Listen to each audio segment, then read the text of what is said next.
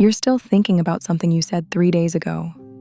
The pause after the sentence, the way their face changed, the way your voice sounded when you tried to laugh it off. Maybe it was a text you sent. Maybe it was something you said in a room full of people.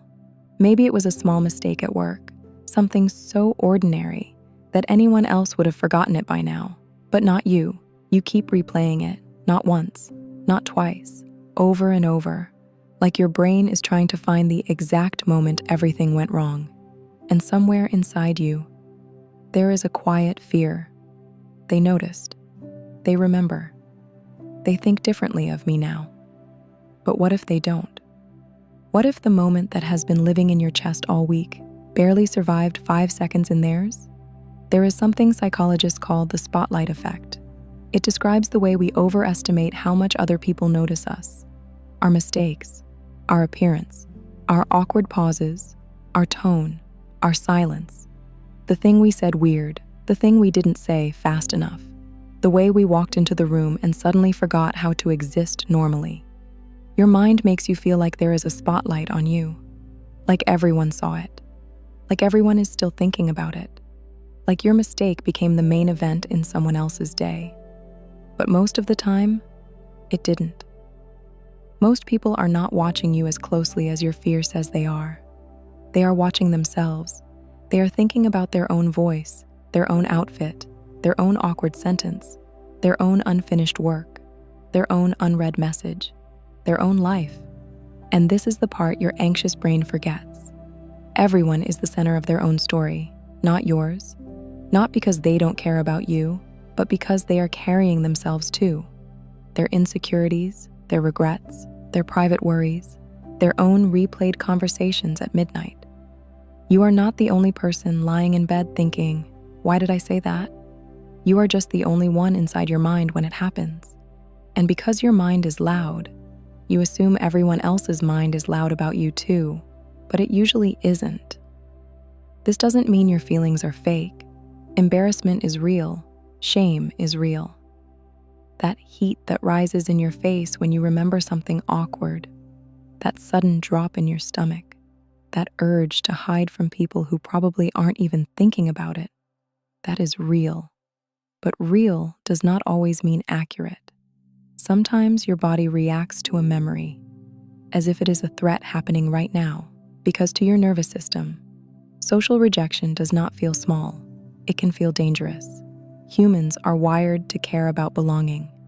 For most of human history, being rejected by the group wasn't just uncomfortable, it was unsafe.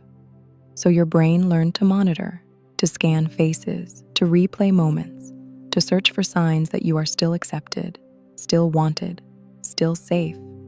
That is why embarrassment can feel so intense. Not because you are dramatic, not because you are weak, because your brain is trying to protect your place in the room. But sometimes, protection becomes punishment. Sometimes the mind that is trying to keep you safe becomes the same mind that keeps you trapped. It tells you to replay the conversation so you can learn from it. But then it never lets the replay end. It tells you to analyze their tone so you can understand what they meant. But then every neutral expression starts to look like judgment. It tells you to be careful next time. But then careful becomes silent. Careful becomes small. Careful becomes you walking into every room already apologizing for taking up space. And maybe you know that feeling. Maybe you edit yourself before anyone else can. You soften your opinions. You rehearse your sentences. You avoid posting the photo. You delete the comment. You don't speak up in the meeting. You don't tell the joke. You don't wear the outfit. Not because you have no personality, but because some part of you is convinced that being seen means being judged. So you become hard to notice, and then wonder why you feel invisible. That is the cruel loop. Fear of judgment does not just make you anxious, it slowly makes you disappear. And the saddest part is, most people were never studying you that closely. They did not see the tiny flaw you built a whole story around. They did not remember the sentence you punished yourself for. They did not notice the thing you were sure ruined everything. And if they did notice, they probably moved on faster than your nervous system did. Because people are not usually as focused on your flaws as you are. You are looking at yourself from the inside. They are seeing you from the outside. And the outside is much kinder than the inside can be. From the outside, you are not the awkward sentence. You are the whole person. You are the way you showed up, the way you tried, the way you cared, the way you listened, the way you smiled even though you were nervous, the way you kept going after a moment that felt uncomfortable. But your brain takes one small part of you and tries to make it the whole story. It says, this is what they saw. This is what they remember. This is what you are now. But one moment is not your identity. One awkward sentence is not your personality. One bad interaction is not proof that you are unlikable. One silence is not evidence that everyone hates you. Sometimes it was just silence. Sometimes they were just tired. Sometimes their face had nothing to do with you. Sometimes they were thinking about what they needed to buy after work. Sometimes they were wondering if they sounded weird. Sometimes they were too busy being human to study you being human. And when you understand that, something starts to loosen. Not immediately, not all at once, but a little. The grip softens. The spotlight dims. You start to realize, maybe I was not being watched. Maybe I was not being judged. Maybe I was just scared. And fear can be loud. Fear can turn a room into a courtroom. Fear can turn a glance into a verdict. Fear can turn a normal conversation into evidence against you. But fear is not always truth. Sometimes fear is an old alarm, ringing in a new room. And you are allowed to ask, is this really happening? Or am I remembering what it felt like to be judged before? Because for some people, the spotlight effect is not just about one awkward moment. It comes from growing up in places where you were criticized often, corrected quickly, embarrassed publicly, watched too closely, made to feel like every mistake said something about who you were. So now your body expects judgment, even when no one is giving it. You learned to monitor yourself before anyone else could. You became your own audience, your own critic, your own witness. And now, even in safe rooms, you carry the old spotlight with you. That is why this matters. Because healing is not pretending you don't care what people think. You are human. You will care. Healing is realizing not every room is a stage. Not every person is an audience.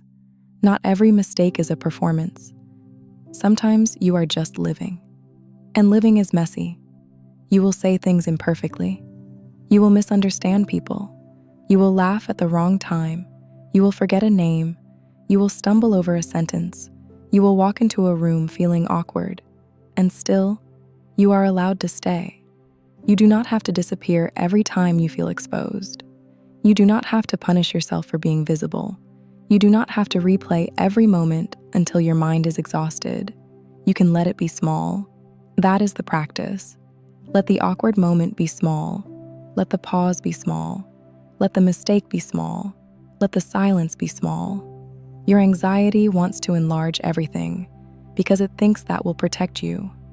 But sometimes healing is shrinking the moment back down to its real size. A sentence, a look, a pause, a human moment, not a life sentence. So the next time your brain starts replaying it, pause. Ask yourself, am I remembering what happened, or am I imagining what they thought? Because those are not the same thing. Then ask, would I judge someone else this harshly for the same thing? Most of the time, you wouldn't. You would understand. You would forget. You would move on. So maybe you can let yourself move on too. Not because the fear instantly disappears, but because you no longer have to obey every story it tells. You are not under a spotlight. You are not being watched as closely as you think. You are not the worst moment your mind keeps replaying. You are a whole person, trying to feel safe in a world that sometimes made being seen feel dangerous. And your mind had a reason. for trying to protect you, for scanning, for replaying, for preparing, for caring so much about how you were received. But your mind also has a reason to finally let the moment end. Because they probably forgot, and even if they didn't, you are still allowed to keep living. You are still allowed to walk into the next room, to speak again, to try again, to be seen again. You are allowed to be human without turning every mistake into evidence against yourself. Because the moment already ended. The conversation already passed. The room already moved on. And now, maybe it is time for you to move on too.